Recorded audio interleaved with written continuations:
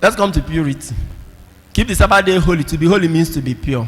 They also try to interpret that. What does it mean now? So that's where they came with things like ritual cleansing. If you go to market and come back, the first thing you do is to do ritual cleansing. They call it ablution.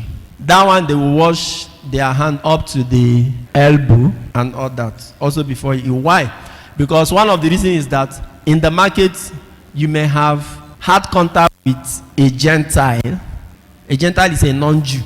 You people don't know how Jews regarded us those days. Anybody who is not a Jew is a Gentile, and you're unclean. So you may have had contact with them, or you may have had contact with another Jew who is unclean. So all you need to do to be clean and pure, once you come back, you do what? From market, you do what?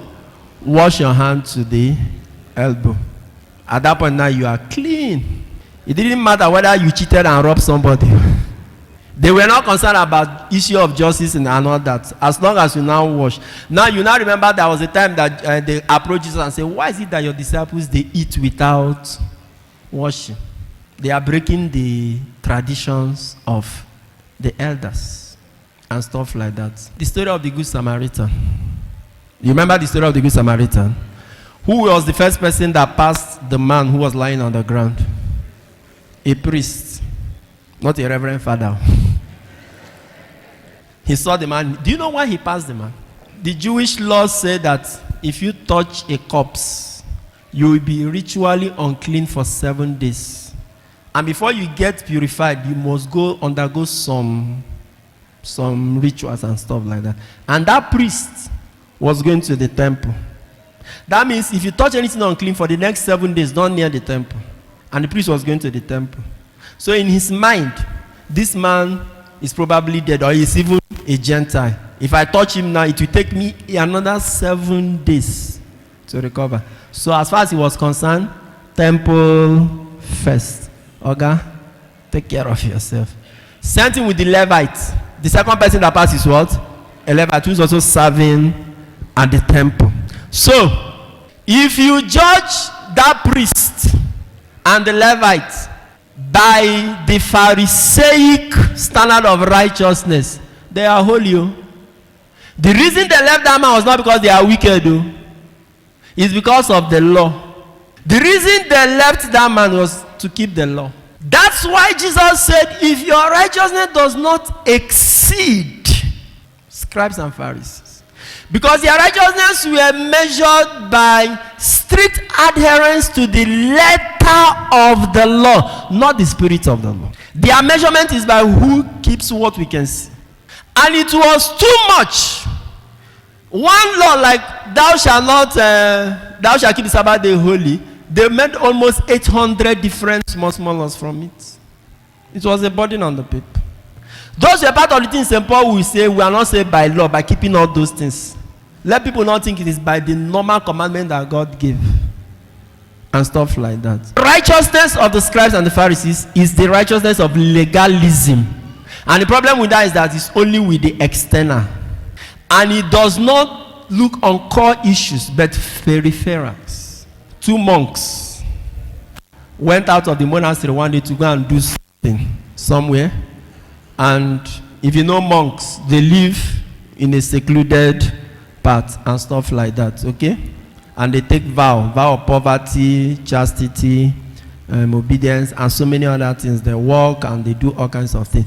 So as they were coming back, normally you will cross a big river to get to the other side. So one of their vows is vow of chastity. You don't marry, you don't have sex. In fact, they have no contact with women. That is even the reason why monks choose to stay far away. They don't have contact with people whom they don't have any business with, in the strict sense of it. So they met this pretty looking lady. She was by the bank of the river. She was shivering. She was scared. Obviously, she wanted to cross, but she didn't know how to cross. And the two of them came. They looked at the lady. They could see from her eyes that she was actually looking for help anyhow. So one of the monks decided to help. He squatted and told the lady climb. The lady climbed her back and held him. You know when a woman is in need and you give her any small chance, the way she will hold you, heaven and earth will not separate both of you. She held the monk very well. And the monk swam through the river, and the other one with him, and they crossed. He now brought the lady down and continued with his brothers. They were going. So as they were going, the other one would just look at him, shake his head.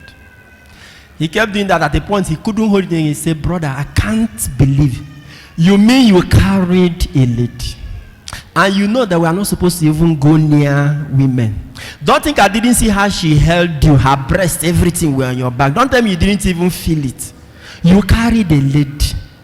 You have broken the vow of chastity. You shouldn't touch a woman." Hey, he kept talking and talking until they reached the monastery gate. So when they reached the monastery gate, the other one now stopped and said, "Brother, calm down." And laughed and said to him, "Me, I carried that lady, crossed the river and dropped her. But you are still carrying her up till now. Drop her now, make we enter monastery." And the reason I'm guilty is because everybody could see mine, but yours nobody can see. The problem of legalism is it makes righteousness visible and hides the one that people cannot see.